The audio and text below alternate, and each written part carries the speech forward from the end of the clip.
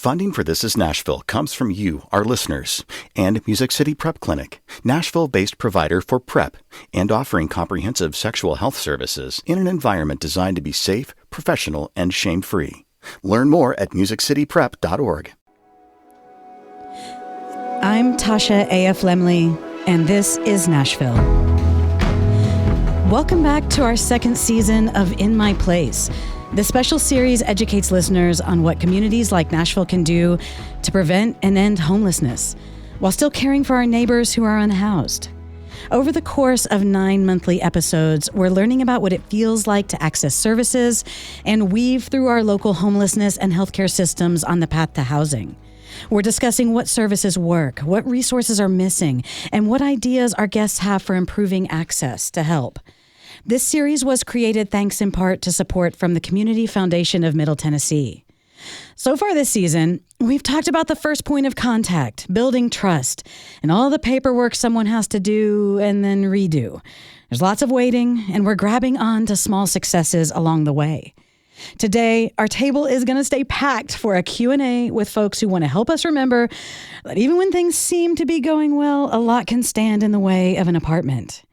Let me welcome Darren Bradbury with The Beat, Will Connolly, Executive Director of The Contributor, and Lisa Abel, a contributor, vendor, and local artist. Thank you guys for being here. Thank you. Thank you. Thanks for having us. And Darren, you're the founder of The Beat, and you guys, correct me if I'm wrong, you're a grassroots outreach nonprofit working mostly in the Madison area, and you guys work with people on housing. What kind of roadblocks do you run into in those last steps before housing? So this is like after some applications are coming back, it's looking good, like, hey, any minute now. What are you seeing at those last roadblocks? So I think that you can dive into the specifics, but I think a great way to try to understand it from what I'll call like a civilian point of view or someone that is housed is that if you've ever bought in a home before, right? Let's just take it from there. That you know that when you go through the buying process, the house is under contract, and then you've got the real estate agent and it's all this like joyous experience. And then you get down to where you're talking about the mortgage broker and it's that week of before closing. Yeah.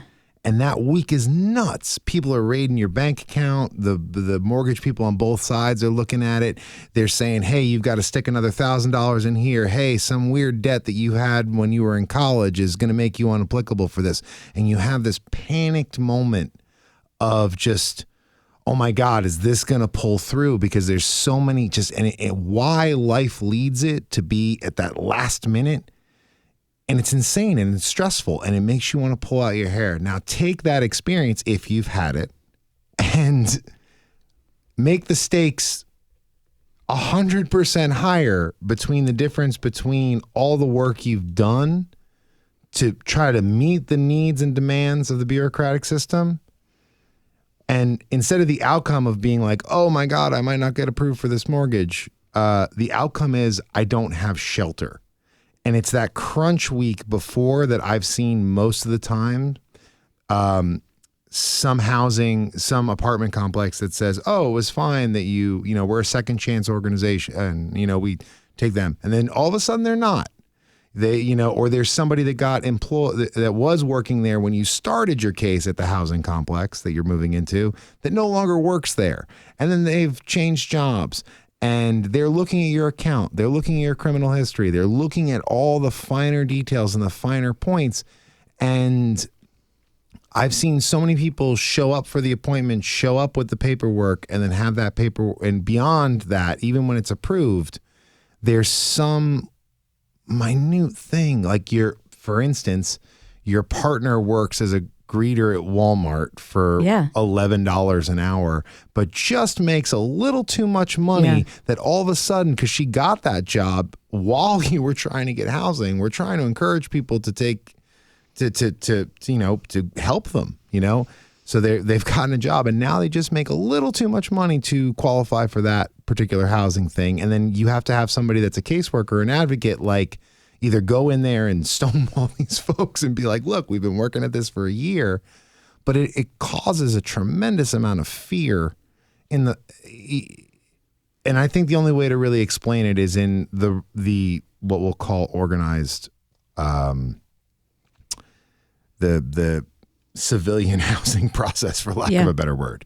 But that would be my 2 cents on it in a concise way. And not to forget to mention that while many of us, when we're working on either buying a house or transitioning to a new job or apartment, we're doing this from our couch in our home we currently have that's not about to, as far as we know, vanish out from under us. Where do you see folks who are working on these things and hitting these roadblocks? Where are they doing it from? They're doing it from the encampments that they still live in. I had this guy, a friend named Dave, who luckily enough, when Jay was the pastor of City Road, that his entire housing process, Jay allowed him to camp out on City Road property. But he was doing this from a tent. He was doing this from an encampment. He was doing this from an apartment of somebody else that had already been housed, that is kind of crashing on the couch because they're Section 8 approved and whatever it is. And none of it's stable. It's not like they're in some sort of, it's a never ending.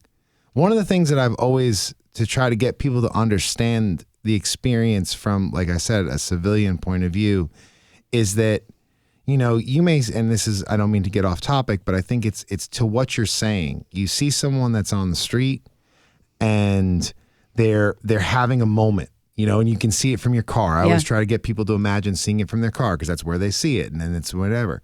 Now you have moments. Yeah. Take all the moments in your life that are stressful, a pain in the butt, that are driving you nuts, and imagine that the only place that you can experience those moments are outside. In front of other people. In front of other people. So that's how it works with this housing process also. Will, so you started out as a street outreach worker over 20 years ago. You also have government experience and have worked for multiple nonprofits. Over the years, what are some of the last minute barriers you've started to anticipate? Yeah, I've learned that you just never know what's going to pop up, and one thing that I try to remember is to just kind of like under promise and over deliver is just like my MO. So meaning like, not that I have control over what's going to happen necessarily in that moment, but like when I'm talking to someone about getting into housing, it's like, this could happen today. It could happen next week. Like we're not sure. So kind of like talking to the person in front of me about how things could go sideways, despite our best efforts. And then hoping, of course, working really hard to make sure, or to help it come through in a timely way, because I've learned that these systems, these safety net systems, like the affordable housing system or public health systems or entitlement systems like Social Security or SNAP, they are not they're not designed for people that are unhoused. Even though you would think like affordable housing and homelessness go together, it's like the processes that are in place that require, stable phone service or a stable mailing address or appointments. Appointments just don't really work well when, you're experiencing homelessness, and homelessness, like the hallmark of homelessness to me is like instability, So like those systems are not built to get people off the street as quickly as possible. And that's what we all want. Homelessness is lethal. I'm sure all my friends on this show have heard that if you're experiencing homelessness and you're trying to interact with those public health systems and other systems, that it can take years off of your life. So we are trying to do things as quickly as possible, and something like, something can pop up that can just delay and delay and delay. Sometimes it can be, I think we can all relate to just like, or some of us can relate to just like how expensive getting into housing can be. Mm-hmm. There are deposits, utility bills, furniture, all sorts of things that you have to have money for. And so sometimes there are pots of money that can help you with that, but like you have to apply to get that money, and it usually doesn't come in a timely way exactly when you need it. there are processes that you have to go through, like credit checks and background checks that could bring up things that like you haven't thought about in years, like some bank account that you opened. Or even a warrant you might not have known about. Yeah. Yeah. Yeah. And then you experience that shame, fear. You go back to that time when that happened and feel like someone's judging you and could possibly like say no to you because of something that happened a long time ago. So that's, I think the other thing that I've noticed is just the emotional kind of roller coaster that happens sometimes when someone's looking at a housing opportunity. Of course, there's excitement and hope and joy, but there's also mixed feelings and loss and, potentially the loss of your neighbors who have been experiencing homelessness with you or around you, routines that you've gotten used to that you might have to, say goodbye to, or people that you might have to say goodbye to, and just like also the fear of maybe like being evicted again, not being able to pay the utility bill once you get in there. I'd rather never do this if I'm going to have to just do it all over again at some point. Or like maybe this housing opportunity comes with some strings, like I have to, believe in something, religion, or, there's a curfew or rules around guests, things that you and I don't have to think about when we sign a lease, Thank you. If you're just tuning in, this is Nashville, and I'm your host today, Tasha A.F. Lemley. This is episode 6 of season 2 of In My Place, our special series focused on finding the solution to homelessness. Today, we're running into roadblocks on the road to housing. Now, listeners, you might remember Kip Oshner from last episode. While he's still recovering at the Village at Glencliff, a medical respite nonprofit, he let us know that while he was trying to kick a life-threatening illness, some setbacks he didn't anticipate kind of blindsided him. Let's hear. Being in the hospital for 5 months, that was the longest I've ever been unemployed or not having any income coming in, not being able to pay your cell phone bill, all your bills really. Hits your credit score. So by the time I had gotten out of the hospital, my credit score had dropped significantly. And so that was a huge eye-opener to me, I guess, is how easy that was to come unraveled. Because you worked your whole life to establish that and maintain that. Paying off the things that I now owe and building myself back up financially is going to be my biggest hurdle. So while Kip is very literally trying to survive, things are also falling out from under him. I hear you, Kip. So I want to welcome Lisa to the table. So Lisa, when you hear what Kip said, what are some of the financial considerations you see people need to consider when they move into housing, even if they get a subsidy and the rent's pretty low? Well, you're moving in without toilet paper, dishes, pots and pans, probably might have a towel. You're moving in without laundry soap. You might be moving in without a phone even. Trying to think about whether or not you can afford to get internet. That's kind of a later consideration. But on top of that, really it's the emotional. I have friends who feel like it's not worth it to get a job because then it'll get more complicated. Either their payment system will get more complicated and possibly boot them into a place where they have less money. Or as Darren was pointing out, it's possible that you could be booted from the place altogether. So you're going to some of the things that Will had mentioned, those emotional roadblocks, that this is an incredibly intimate process, and you've done it. You've been homeless before. Yes. What were those last days like for you before you got an apartment? Panicky. Yeah.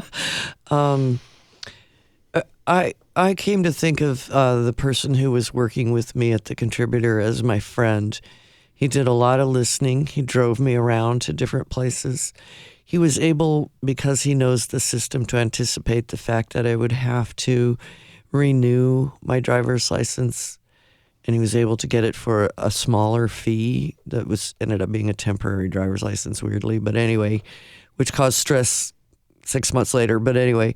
Kind of like Kip, like unexpected, yeah. Yeah, very unexpected. And nobody could explain to me why it was a 6-month driver license, et cetera. Anyway, before I got in, he was like, well, I've got a couple of places that you could look at in some of our towers. And the first thing I thought of was 9/11. I'm not a tower person. And I said, look, I'm scared of that. And he said, well, what's scary about it? I said, well, 1, how am I going to escape if I need to? 2, is there any way to be outdoors from my door? And 3, how small is it? Is it going to be so small that I'm feeling like I can't get out of there? And he's like, well, no, they have to do everything by regulation. I said, okay, well, I'm willing to look. And he found me a spot that was only 4 stories up right next to the stairwell with a balcony. Ooh. I know. I felt so lucky. I think I have princess power. But anyway. And then before I became housed, I was going in circles. I was having a lot of trouble keeping track of things, appointments, where I put the last thing I was using. And it was partly being exposed to the heat. And the thing that Justin said, my worker said, was, well, older people can cut up to 15 or 20 years off their life to be homeless. And I said, okay, I'm in. I'm in. I'd rather have those years and go through the discomfort and fear of losing my one protector she had me hidden on her property in a camper, and our neighbors, a lot of them who were poor, understood exactly what was going on but didn't say anything.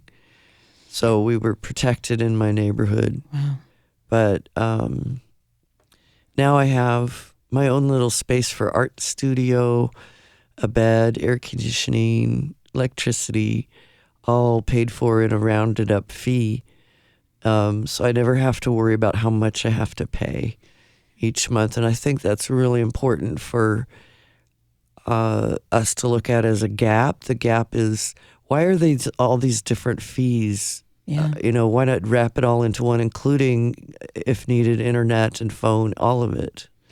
Well, Lisa, I'm so glad you made it through all those barriers to be here with us today. And thank you for being here. Thank you. And Darren, thank you for being here. We'd love to have you both back, for real. That'd be great. Will, hang out with us through the break. And when we come back, we're going to talk about some larger systemic roadblocks you've already sort of been teasing that pop up on the way to housing. Stay tuned.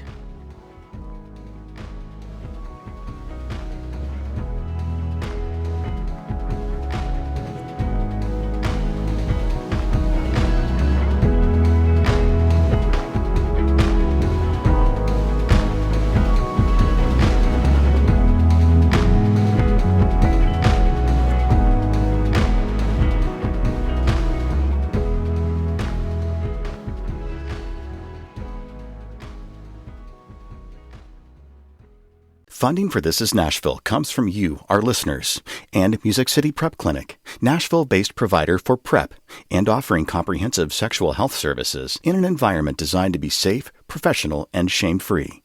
Learn more at musiccityprep.org. Funding for This Is Nashville comes from Burr and Foreman Law Firm, serving clients with transactional, litigation, and regulatory needs. Discovering how each client defines a win and working with them every step of the way to achieve it. Burr.com. I'm Tasha A.F. Lemley, and this is Nashville. This is episode 6 of season 2 of our special series, In My Place, a series about finding home in Nashville, brought to you in part thanks and support from the Community Foundation of Middle Tennessee. Before the break, we heard about some last-minute challenges that may unexpectedly pop up on the path to housing. Now, we're shifting our Q&A to how some of our systems designed for support can have their own hurdles. Joining Will Connolly are Jane Dimwobi, a lawyer with the Tennessee Justice Center, and Joy Flores, Vice President of Ministries at the Nashville Rescue Mission. Thank you all for being here. Thank you.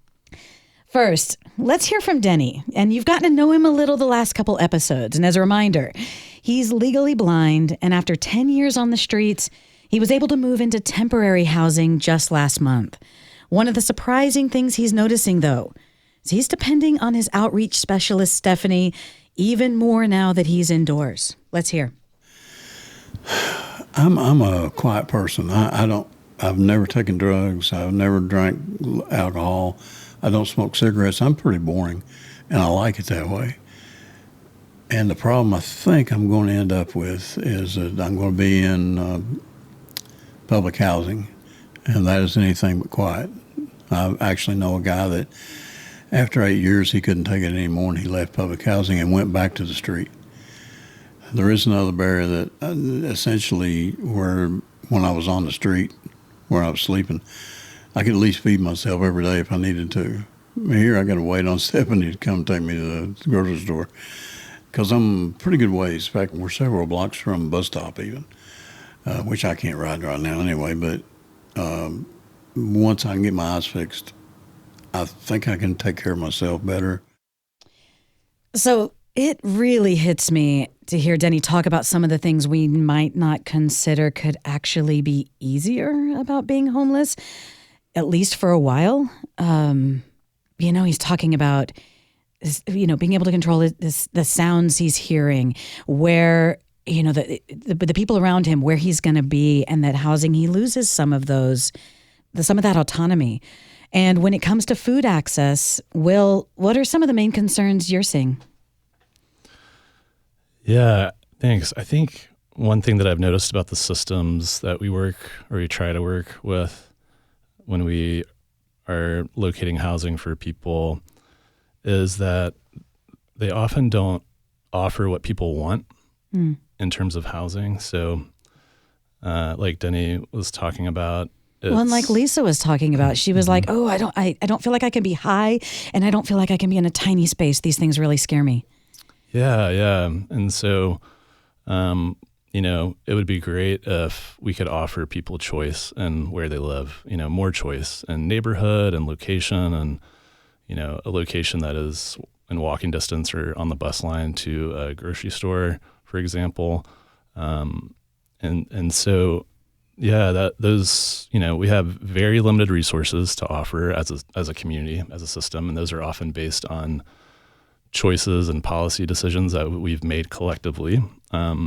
So just wanted to say that. But yeah, so sometimes people end up in this new housing unit and they're not experiencing homelessness anymore, which is great, but can be extremely isolated from resources and past companions, past routines. And it can just be really tough. So I think, one thing that I think about often about the systems that we work with are that they're often transactional systems, and we all need less of that. We need more relationship, companionship, people in our lives that are willing to just like sit with us, be with us, support us, even, housed or unhoused. And the system often, instead of creating a lot of funding for that or offering funding for that, it's, paperwork, all sorts of hoops to jump through that. And then you're offered something that you may not even want, or like it doesn't line up with all of your, wishes, but you're like, I guess I have to take this or you say no to it, and then you're judged if you say no. Yeah. Even though it's not something that you or I would want either, So, Will, the contributor has joined the Tennessee Justice Center in filing a class action lawsuit against the Tennessee Department of Human Services in hopes it's going to address some of the systemic failures in administering SNAP benefits or food stamps. And I know you can't get too far in, but what can you say? Yeah, I think first thing is just the Tennessee Justice Center and what a gem and resource that is for all of us. And that's Jane here with us, yeah. So thank you, Jane, for the work that you do. So we have a leader at the contributor that does advocacy around SNAP, and help, which really just means helping people apply for SNAP, which you would think would be an easy thing to get. I need help paying for my food. I'm hungry. I have a very limited income, and we decided at the contributor that those resources were so hard to get that we actually had to, set aside resources, hire someone to just do that work, and it's just paperwork. But the system doesn't work for the people that we work with, and that's all that we want. Is we want a system that works better, and that is following federal regulations. And so that's what that lawsuit is all about. Thank you. And in the clip from Denny that you guys just heard, some of what we didn't make it in the clip was he was telling us one of his biggest ongoing concerns is his difficulty getting insurance. And that really scares him, especially with failing eyesight. Jane, you're a lawyer with the Tennessee Justice Center, and one of your focus areas includes Medicaid, also known as TennCare here. And how hard is it for people like Denny who have been living outdoors, can't see? How hard is it for him to apply for health insurance in Tennessee? Yeah, I can flesh this out from a couple of angles. It's really difficult to summarize. We heard a little bit about how the experience of homelessness can take years off of your life. Yeah, and that's a serious thing, and it's something that we see day to day. We can definitely, and that's finally what changed Lisa's mind. Like some of her barriers, she was like, I don't want to die young. Exactly. So there are people who have injuries, they have chronic illnesses, or they have extensive disabilities that they've just kind of accommodated their lives around. And I've noticed that health tends to be on the back burner, right? People think I have all these other immediate concerns. I'll let my health and my healthcare access fall to the wayside. So when they finally get to the point where they're willing to work through the barriers to actually access healthcare, we see that there are issues with the application process because it's so technical, right? Going back to the idea of bureaucracy and paperwork, you have to have not only the knowledge of the policy, but also technical expertise. Do you know how to use a computer? Do you know how to use a computer in this way? And if not, do you want to go through a 20-page form and manually fill out every single question that they're asking you? So that's the biggest barrier on the entry side, actually getting onto the program. And then when you're on there are a couple of different components of healthcare access within Medicaid, specifically for people with disabilities. But one of the main things you need to provide is a history of medical records. And do people always have medical records? No. So you're just starting on your back foot in a sense, because you're in a position to prove that you have a disability without medical records that corroborate that. So that's a main barrier that we see for people who need serious help to kind of manage their day-to-day activities. And are people getting declined these services? Routinely, I mean, people, if they don't have our help, they are usually getting denied access because they didn't send the right form, they didn't send the right verification material, and sometimes they just don't know. So by the time they come to us, they've been denied and they have the will to try again. But some people just never come to us. Years later, they say, "Oh, I tried, TennCare a decade ago. It didn't work for me, so I didn't bother again." And so we know people routinely get denied, and it's with that technical assistance from an attorney or a trained advocate that they can work through those barriers and actually get enrolled. With an appeals process, you're able to step in.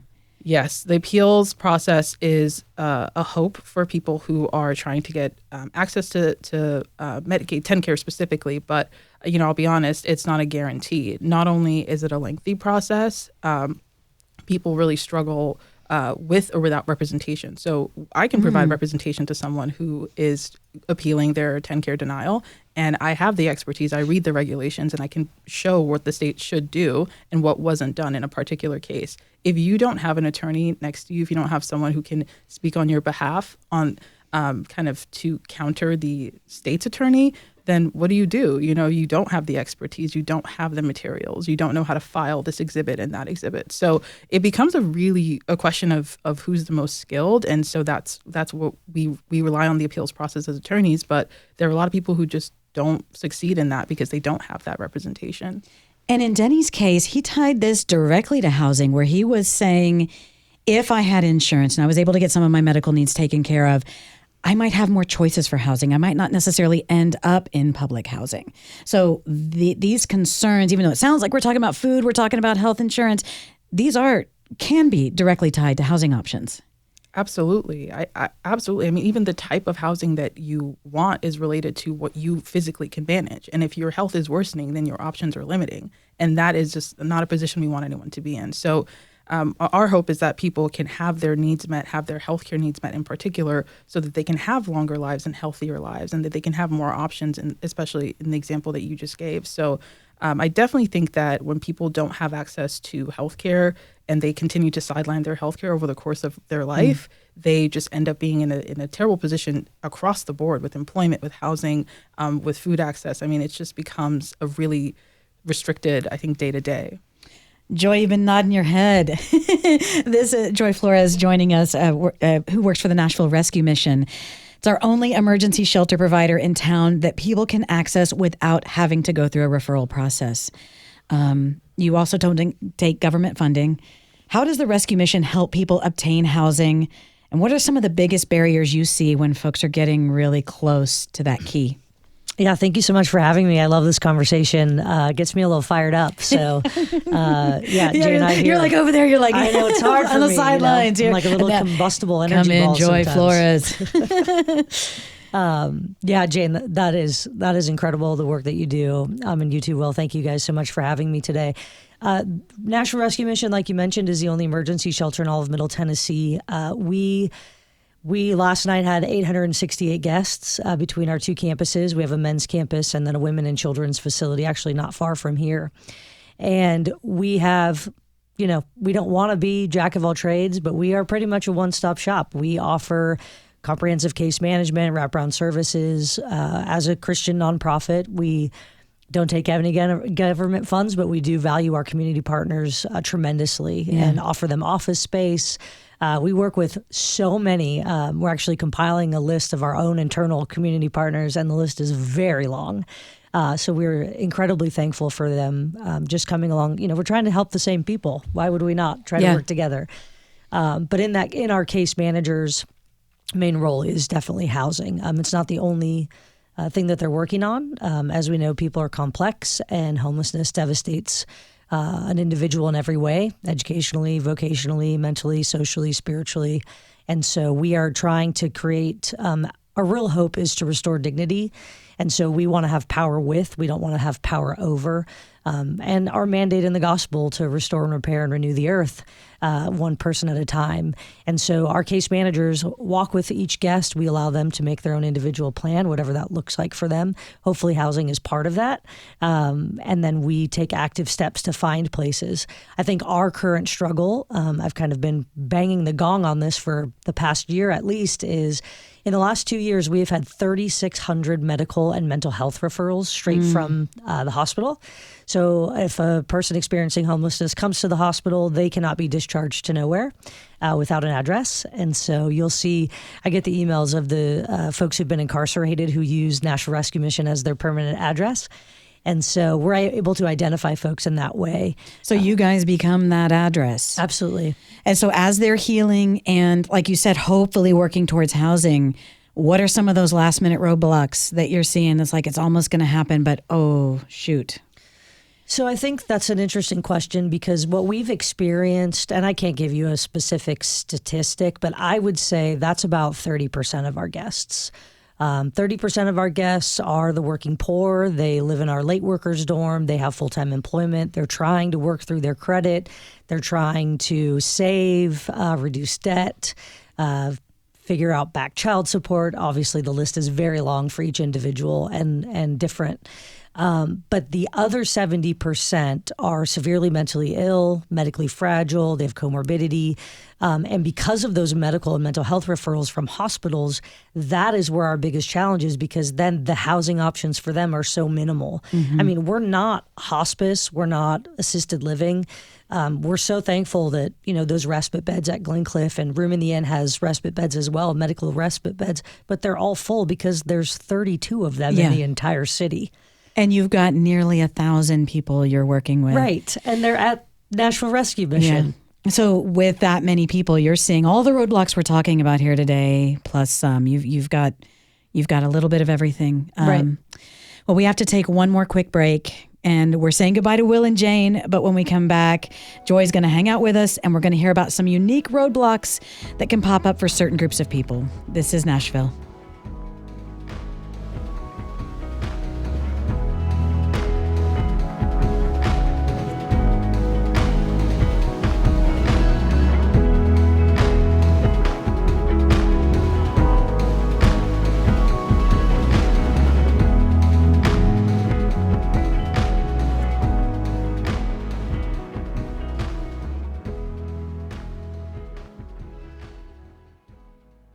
Funding for This is Nashville comes from you, our listeners, and Music City Prep Clinic, Nashville-based provider for PrEP and offering comprehensive sexual health services in an environment designed to be safe, professional, and shame-free.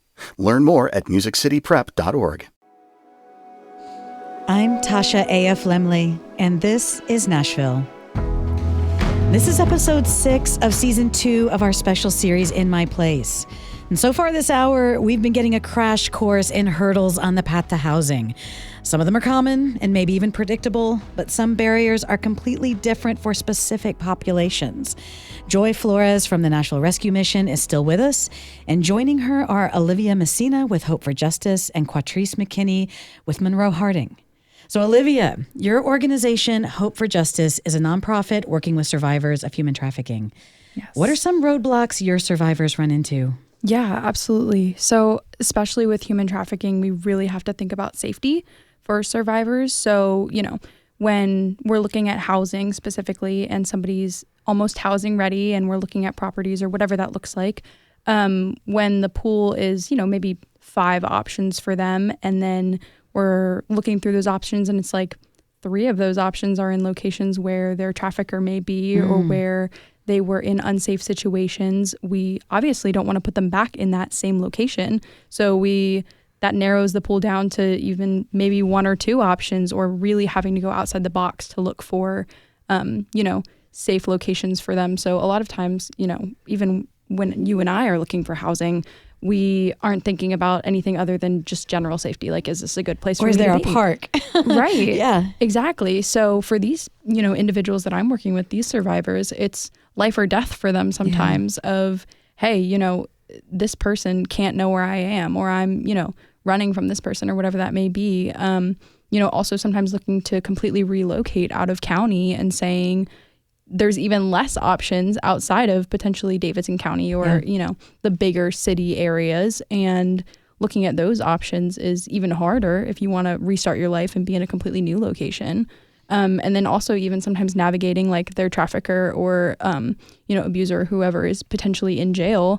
So how quickly can we move to get you out of the location you were in where they knew you were to, all right, we have 3 months, 6 months, or a, question amount of time to move them while their trafficker's in jail or dealing with, whatever legal thing is happening. So that's also... Does someone come to mind, without any identifying information, of course, does someone come to mind when you think about those last minute issues before housing? Yeah, absolutely. So, we've worked with a variety of clients, obviously, in this situation, and everyone has a certain aspect of safety that's a concern.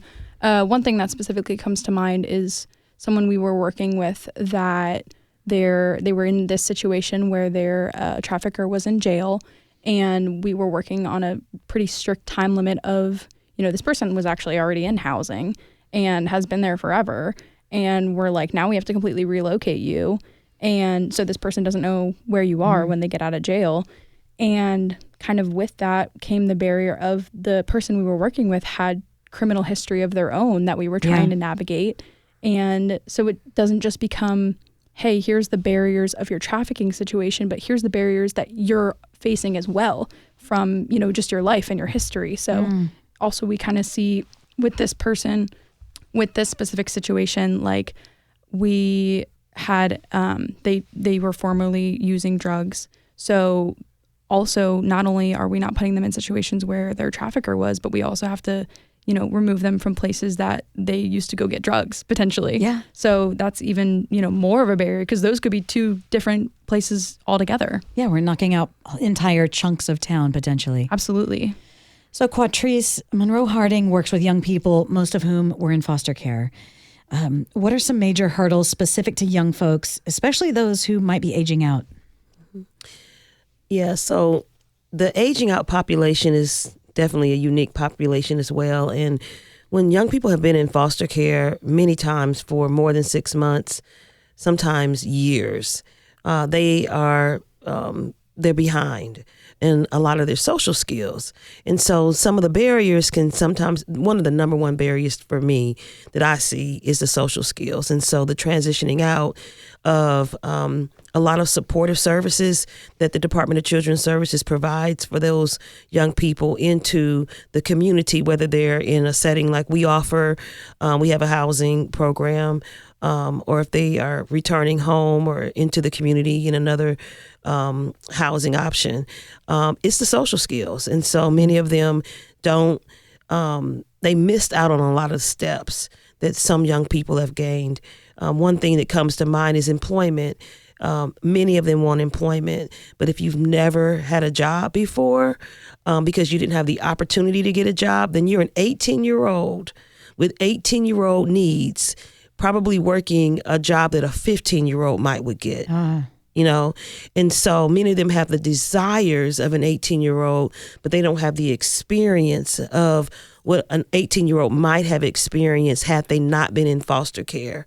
And, I don't blame the system for that, right? There's only so many things a system can do, but it's their reality. Yeah. Yeah. And the state is offering extended programs for foster kids that age out. What do those look like? Yes. We are so excited that the Department of Children's Services, Tennessee is the first, and I hope I get most of this right. They are now rolling out a program that was once called the Extension of Foster Care, but it's now called Bright Futures. And so that was renamed by the young people because they didn't want to be affiliated with foster care anymore. Yeah. So, there's a lot in a name. But what that does is it allows young people who are either working in school or they are participating in a workforce development program. And some options are for those who have some special needs, but they can continue to receive supportive services through the Department of Children's Services and alongside community partners like Monroe Harding that might offer housing supports, case management, some barrier assistance, educational supports, help with getting essential documents and a driver's license and things like that. Yeah. And so now the state of Tennessee extended those supports. It was once up to the age of 21 for housing, and it's still housing at 21, but they will allow some what they call an independent living allowance, which is a financial benefit up to the age of 23. And I know in one segment you all talked about insurance. Those young people who've been in foster care can also access 10 care benefits up to the age of 26. Okay, so give them some boost after the age of 18 to be able to keep working on becoming self-sufficient or as self-sufficient as possible, because none of us fully are. No. I want to go to a clip from Gerald B. He's a man living outdoors in a wheelchair, and he's getting a bit tossed around with some housing options that just don't meet his needs. I've had people offer me a place to stay and just trying to help me, but they live up steps.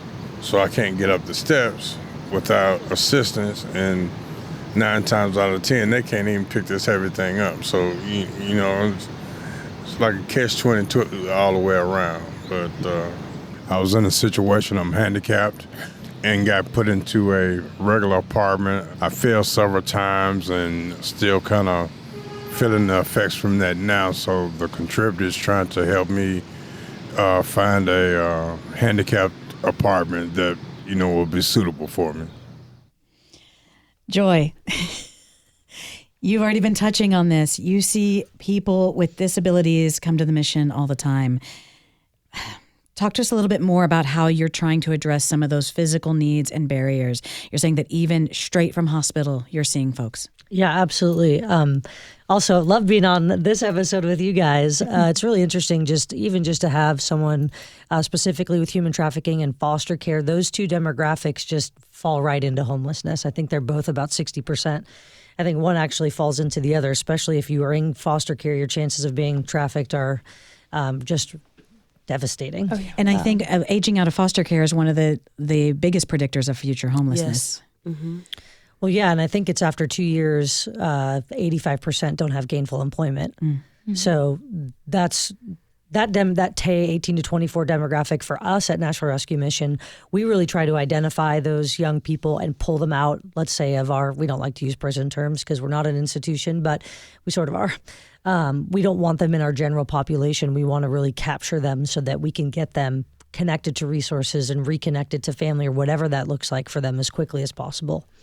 But when we talk about disabilities, again, those demographics of severely mentally ill, medically fragile, comorbidity, they say the silver tsunami is coming with the baby boomers.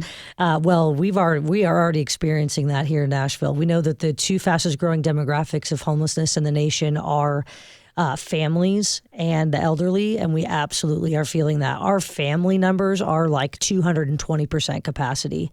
We rebuilt the women's center, our women's campus, with about 16 to 18 private rooms with full restrooms with bathtubs for single moms with kids. Yeah. And we have like 32 to 40 families, 75 kids to 100 kids, which makes it really hard when you're talking about housing folks in safe shelter. You can't put a mom, because now we're having to use our smaller dorms as congregate living for families. You can't put a 21-year-old mom with a 1-year-old baby in a bunk bed next to another bunk bed with a mom who has a 17-year-old son. Right? Or a 12-year-old son and a 9-year-old daughter. I mean, it's like a chess match every night trying to figure out how to keep everyone safe. And you have a mom who's struggling with mental illness. Who can't independently care for themselves. We call foster care, we're placing kids in foster care because some parents don't want to raise their children. They're not able to with their current disability. And so it's so complex. And I think our city really is trying. I have a great relationship with April Calvin and, Mayor Freddie O'Connell's a friend of the mission.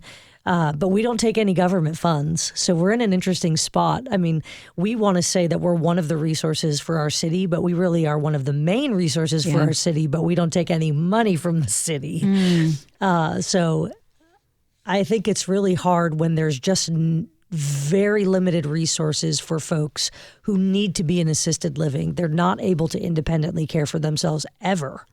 And what does that look like? What does that response look like for us? Okay, so we only have about 2 minutes left, and I'm going to open it up to the room as fast as we can, but I want to hear from Quatrice first. What are some opportunities you're seeing for Nashville to remove some setbacks on the way to housing? Yeah, we need more options. I heard someone talking about that.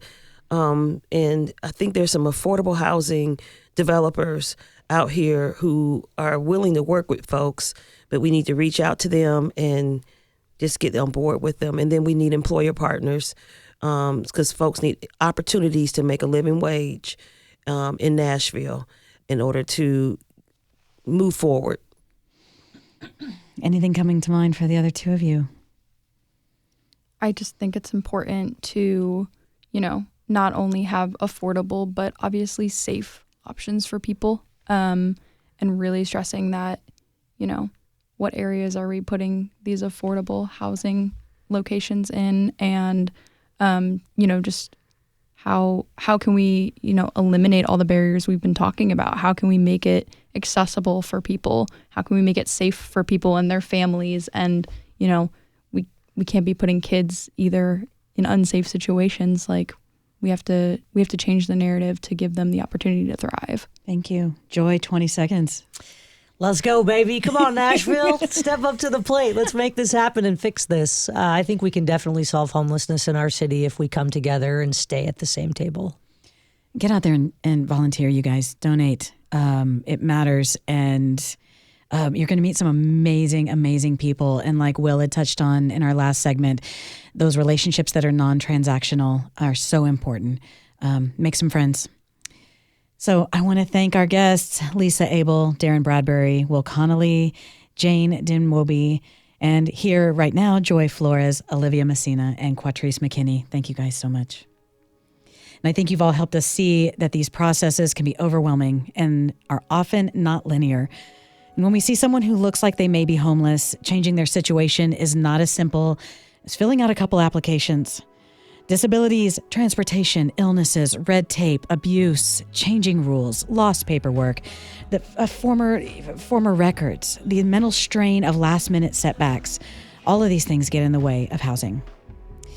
Thanks for tuning in this hour. This is Nashville is a production of Nashville Public Radio. This housing series, In My Place, was created thanks in part to support from the Community Foundation of Middle Tennessee. Next month, we're going home. We're getting those keys. It's been a lot of work to get here, so don't miss out. Our cover of In My Place by Coldplay is courtesy of Vane Melter. Today's episode was produced and directed by Judith Tackett. Our board operator is Liv Lombardi. Listen back at thisisnashville.org or wherever you get your podcasts.